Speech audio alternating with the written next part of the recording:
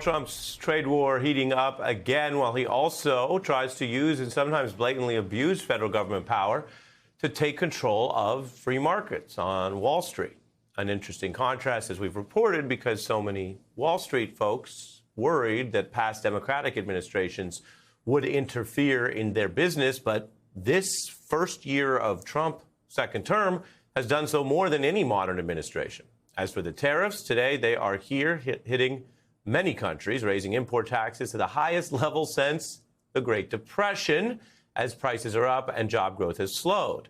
Trump also meddles with these private companies. You have the tariffs, which so many American companies have vocally said will hurt both their employees and consumers in this country. But then you have the wider kind of Castro-style meddling in what businesses do. And in some cases, it is an abuse of power. Overnight, the price of Intel dropped because Trump said the CEO must resign. Again, imagine if Fidel Castro, FDR, or any liberal president was just randomly taking shots at presidents or CEOs of companies. He also raised the sort of specter of conflicts with China, but didn't use any due process. Remember, he oversees the Justice Department. He's not just a pundit here.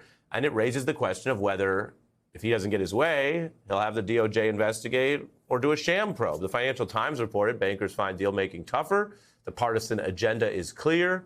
One saying it's a level of intrusion from this Republican White House they've never experienced before. In other words, worse than Obama or Clinton or other times where we did hear bankers worry about this, but now it's actually happening. Back in 2013, when Obama was using regular policy, not threats, we heard from Republicans that the president was trying to meddle to the point of picking winners and losers. Trump is actually doing that to a far, far higher degree, naming CEOs that should be fired, blatantly telling companies how to do hiring, whether to run diversity programs, et cetera. And remember, this is what Republicans said they opposed. It's a trade-off that's at the very core of a country founded on the sacred rights of the individual, the liberty of each and every American. But it is not government's role to pick the winners and losers. Government picking winners and losers and losing big. It's socialism. It's command economy. It's picking winners and losers. Yeah, but I worked for Ronald Reagan. Energy. Ronald Reagan was not in favor of picking winners and losers. That is how it sounded as a political attack. But the underlying concern is true. People don't like to be overregulated, and there's a lot of evidence that government systems like Cuba or China that have too much government involvement in the free market economy tend to interfere, slow growth. There's actual evidence on this. And then there's, of course, the actual justice and democracy of it. We have a constitutional system, much as Trump might try to push against it, and we've seen that play out in the courts, where the president does not just order enemies rounded up or businesses destroyed if he doesn't like what they're doing. It's called free markets and freedom. So it was interesting when CNBC's Andrew Ross Sorkin, who is very well sourced in this space, told us about top, powerful Wall Street people who worry about Trump going after them, investigating them, or even, as you'd see in Russia, jailing them. After this horrific shooting that happened in Midtown Manhattan earlier this week, this is one of those opportunities to have a reasonable conversation about gun violence in America. And a couple of CEOs called me up who said, yeah, we should be having that conversation, but I can't have that conversation because right now I'll lose that conversation. The president, if he wants to put me in jail, he can put me in jail. And then the tariffs. They have already rattled the markets. These new ones, of course, are just being absorbed, and there is a ebb and flow to it, or what Wall Street has called Trump chickening out. But we know when the early tariffs sunk stocks, plenty of those vocal MAGA podcasters didn't like it. Trump has put his tariffs all over the place. I've been trying to understand him. I don't. His giant tariff policy that he just dropped on the market unilaterally, probably unconstitutionally. I don't know how many of you guys are invested in crypto or stocks. What the is going on with our country? Guys, why am I poor? Everything's in the shitter because of it. I'm down $7 million in stocks and crypto. Let's start with what it means that under Trump, the United States is moving more towards what we'd see in Russia or Cuba than what we traditionally expect in the U.S. You can have a hawkish or dovish trade policy on the one hand, but on the other, we have a president who publicly admits he wants to pick the CEOs and he wants to threaten people within business. I'm really glad you're picking up on this, Ari. This is the most interventionist White House of my lifetime.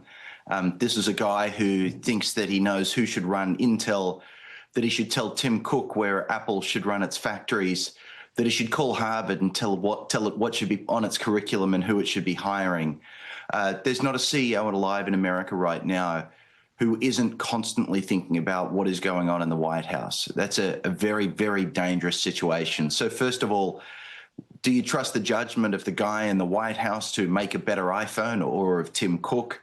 And second of all, would you prefer that Tim Cook spent his days thinking about how best to please the president, what shiny bauble to bring him, or would you prefer him to be able to do what his predecessor Steve Jobs did? Steve was a brilliant visionary who spent his time thinking about how to design a more beautiful iPhone. And I don't mean this as a statement about phones. I mean it as a metaphor for the American economy.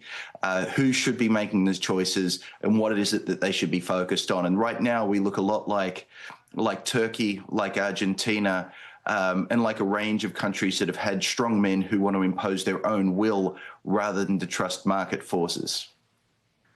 Yeah, it's a really striking shift. It's also different than the first term. And it's a reminder that these spectrums we're told about, left, right, don't account for everything. Because in this way, you called it interventionist, he's much more like a Chavez or a Castro or a Putin than he is anything we've seen in mainstream American politics. As for the new tariffs, everyone's heard about it. It's summer. We kind of feel like we've gone through this. But what is happening now in plain English? Ari, you sound bored of the tariff story, and honestly, you should be, and so should your readers. But let me just tell you that we've just had probably a $300 billion tax hike. We've had an enormous tax hike, and Congress didn't see it once. Congress, of course, is the body that the Constitution gave the power to raise taxes. Trump on tariffs is the dog that finally caught the car. April 2, the deadline became April 9, became July 9, became August 1, finally became August 7, and right now you and I are paying tariffs at exorbitantly high rates. The White House is boasting that they've discovered that this raises taxes. Now, that's never been in question. It's obviously the case that when you impose taxes on people, you raise revenue. The real questions are, is this a tax that's efficient? Does it lead to better choices? And no, it doesn't. It's raising the cost on American businesses. Is this a tax that's equitable? No, it's not. Where Trump gave tax cuts to the richest Americans, tariffs are a tax hike that really affect those who spend most of their salary, and that's working and middle-class Americans. And is this a set of taxes that serves America's national interest? And as someone who just got back from 2 weeks in Japan and was talking to economists from all around the world, let me tell you that this is not serving our national interest in any way whatsoever.